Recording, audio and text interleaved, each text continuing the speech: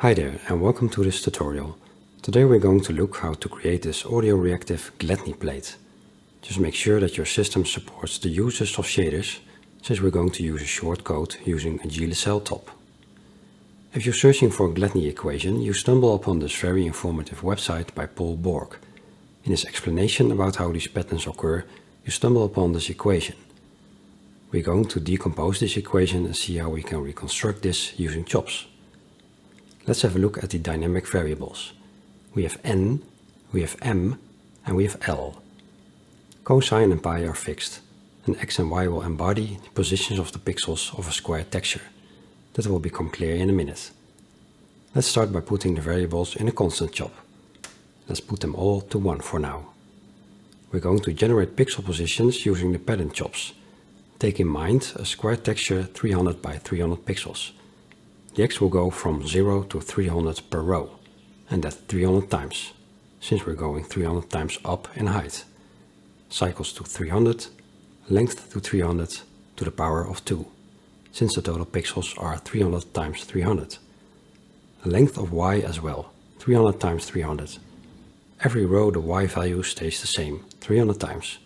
So after 300 it steps up 1 row. This happens 300 times. So set the number of steps to 300.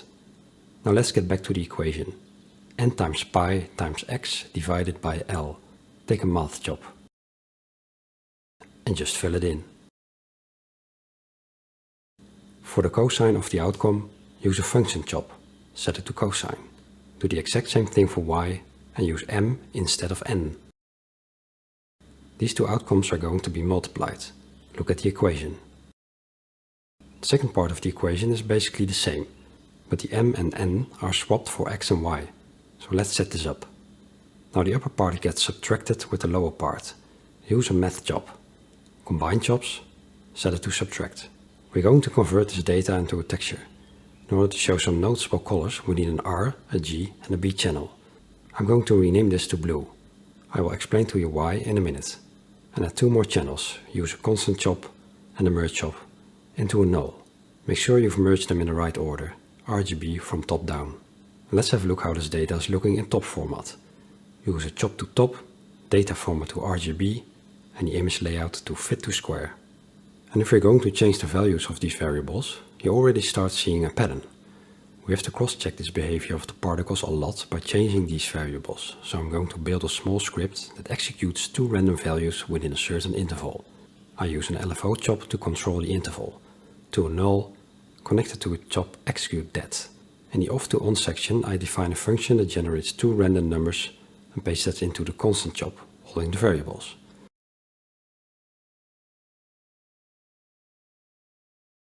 Switch the off to on switch to on. Values are changing. I leave the L at 7. Alright. Now we somehow need to control a set of particles who reorganize themselves into these patterns. Let's start with generating some particles. Let's use an add chop. Add points into a convert sub. Convert the particles per point and set the type to point sprites. Into a null and into a geometry comp. If you take a look in the geometry viewer, there's just 1 point situated at 0.0. Let's instance these points by using a noise stop. Set the resolution at the same values as the amount of position data we have. The texture generated from the chops. That would be 300 times 300. Set the type to random, amplitude to 1, offset to 0. Into a null. And use this null to drive the instance data of the geometry comp.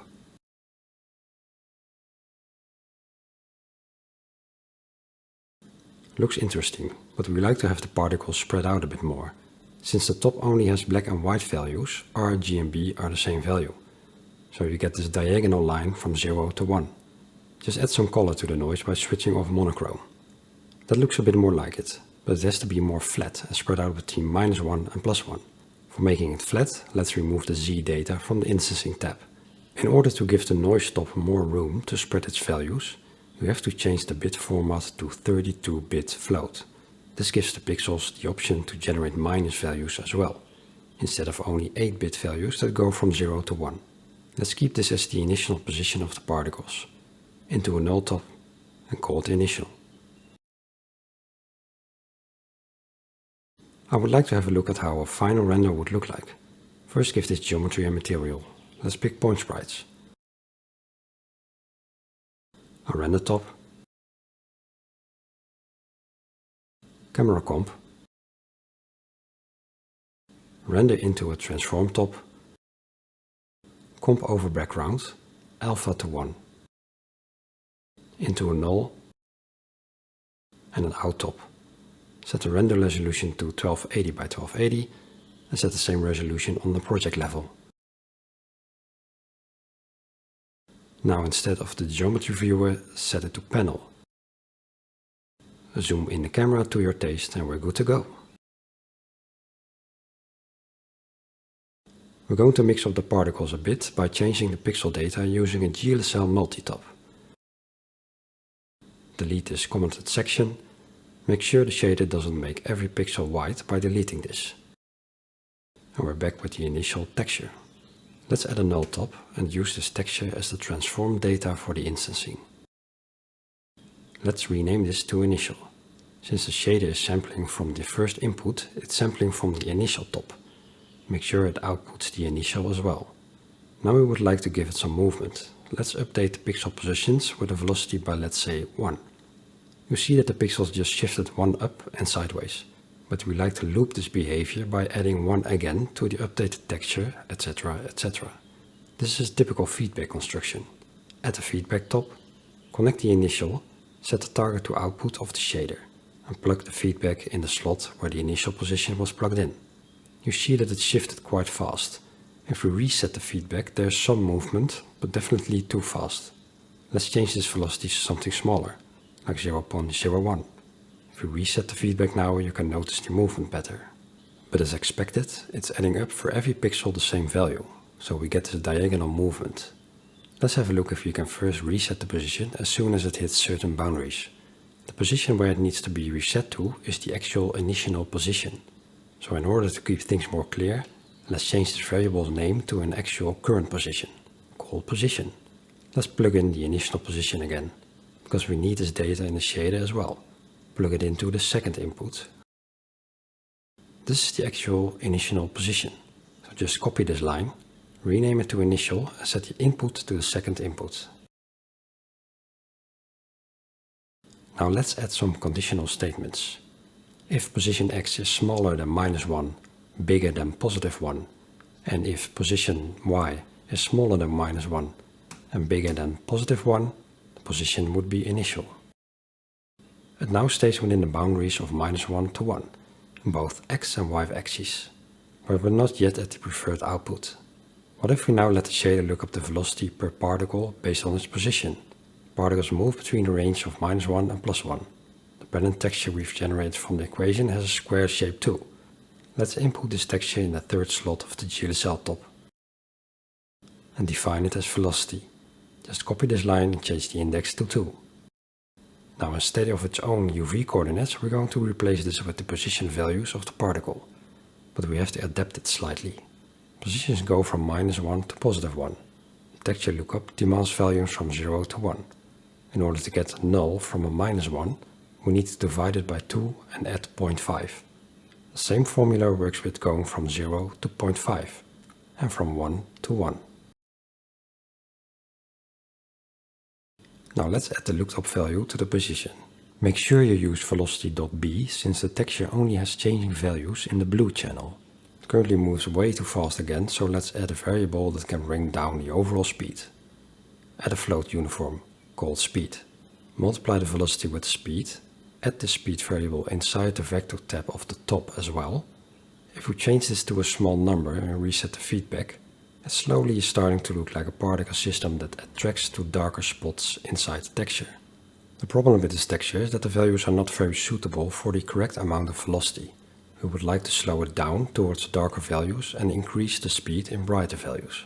By looking at the pixel values by going into Viewer Active mode, press D for pixel data, you see that the darker spots still have a velocity, a negative value, so it will move in the other direction.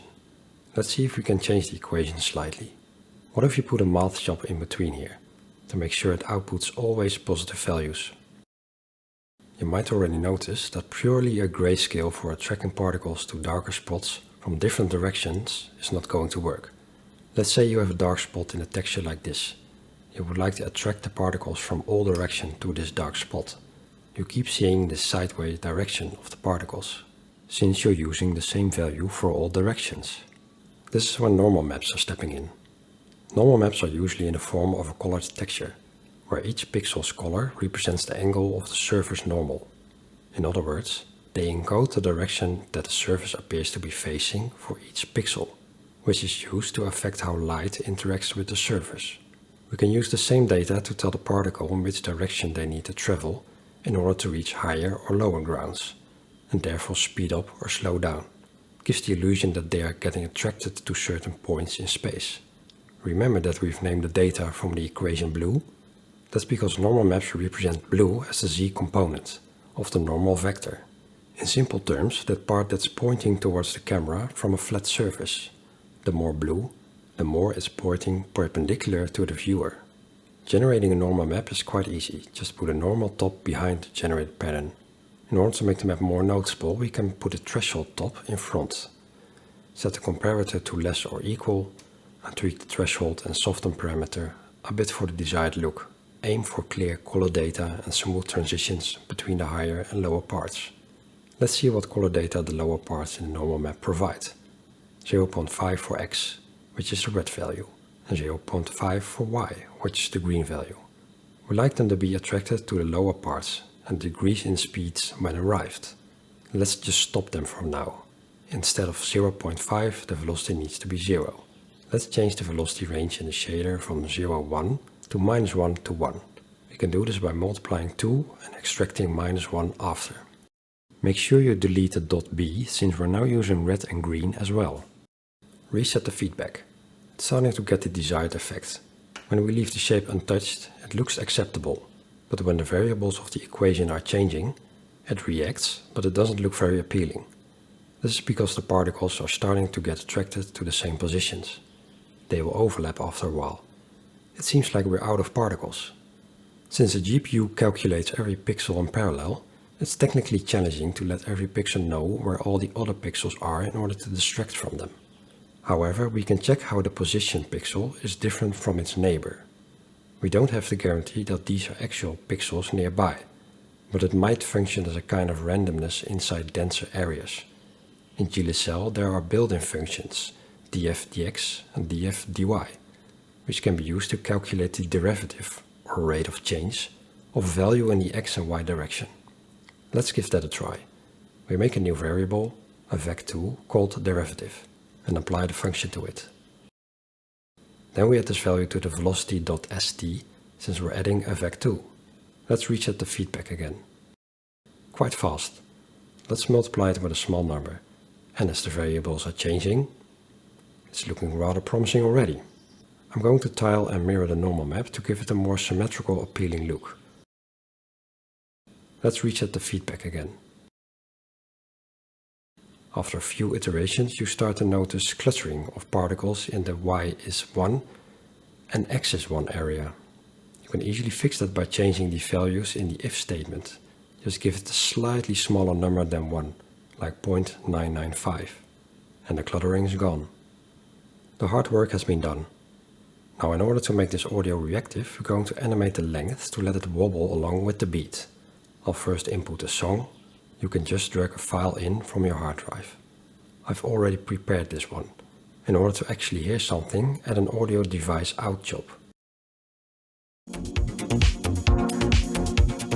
And there it is. I'm going to switch it off for now. For reading the frequency spectrum, we're taking an audio spectrum job. I would like to have it as clean as possible. Set these to 0. Beats, as in kicks, are quite low in the spectrum. Let's put an analyze job behind it and set it to RMS power. This is a rather quick and dirty method, but you might want to isolate a certain spectrum out. Just put a trend job in between and search for the transient. Set it to absolute and take a range of 10 samples. So the end would be 10 samples further. Just drag the start a bit further up to a point where you're noticing a clear transient.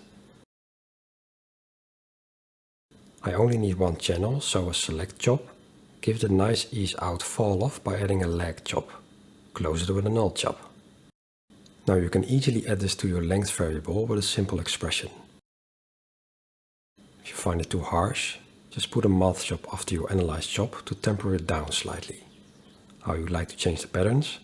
That's just a matter of generating the pulse at a preferred moment. Could be anything. Connect it to MIDI data, let it trigger after 1 bar of 4 beats. I'll let you decide. There are some extra features that can make this Chladni plate look even more appealing, but I'll leave that part for our patrons. A more optimized TOE file and insights on how we have done this is available at our patreon.com/factorysettings. For now, I encourage you to play with different values. Push buttons, twist knobs, pull sliders and make it something of your own. Please like and subscribe to stay up to date and even consider becoming a patron. It helps us a lot to invest more time recording these tutorials. Thanks again for watching and we'll catch up next time.